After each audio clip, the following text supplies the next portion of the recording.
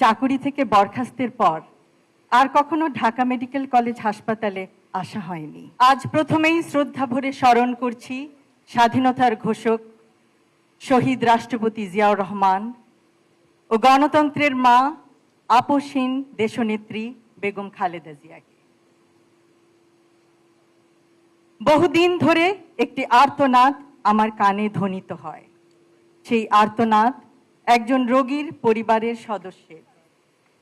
মস্তিষ্কে রক্তক্ষরণ হওয়ার সুষ্ঠু ডায়াগনোসিসে ব্যর্থ আমাদের ওয়ার্ডের সকলে, কারণ সিটি স্ক্যান মেশিন সেদিন অকেজো ছিল। শত প্রচেষ্টার পরও সেই ব্যক্তিকে বাঁচানো যায়নি। 3rd ইয়ার, 4th ইয়ার, 5th ইয়ারে পরবর্তীতে ইন্টার্নশিপের সময় ঢাকা মেডিকেল কলেজ হাসপাতালে অনেক সময় দেখেছি, উপলব্ধি করেছি সেই অসহায়ত্ব। পেডিয়াট্রিক ওয়ার্ডে রোটেশনের সময় 2 চোখ অন্ধ ছোট্ট শিশু, টেট্রালজি অফ ফ্যালটের রোগী, সে কেমন করে যেন বুঝতে পারত আমি তার সামনে দাঁড়িয়ে আছি। তাকেও হারাই অপারেশনের টেবিলে।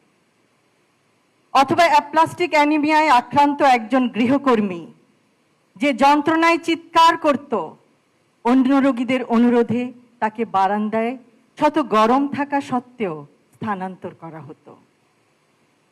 গাইনোকোলজি অ্যান্ড অবস্টেট্রিক রোটেশনের সময় সেই দিনের কথা প্রায় মনে পড়ে, যখন আল্ট্রাসনোগ্রামে 8ম কন্যা শিশু হবে জানায় স্ত্রীকে একাকী ওয়ার্ডে রেখে যায় জীবনের বোঝায় মুহ্যমান রিক্সা চালক স্বামী। তার অসহায়ত্ব হয়তো বোঝা যায়। শিশুটি জন্ম নেওয়ার পর দেখা যায় সেটি পুত্র সন্তান, কিন্তু শ্বাস নিতে দেরি। নিয়ে গেলাম পেডিয়াট্রিক ওয়ার্ডে। ইনকিউবেটরে শিশুটি বাঁচে এবং পরবর্তীতে গোটা পরিবারের একসাথে হওয়ায় স্বস্তি পাই। বর্তমানে নিশ্চয়ই পরিস্থিতির উন্নতি হয়েছে। চাকুরি থেকে বরখাস্তের পর আর কখনো ঢাকা মেডিকেল কলেজ হাসপাতালে আসা হয়নি, কিন্তু আমরা চাই ঢাকা মেডিকেল কলেজ হাসপাতাল হোক একটি centre of excellence and compassion for patients in Bangladesh. একটি আশ্বস্ত করার বাক্য একটি ওষুধের মতো কাজ করে। চিকিৎসা বিজ্ঞানের ভিত্তি জ্ঞান হলেও চিকিৎসা পেশার প্রকৃত ভিত্তি মানবিকতা।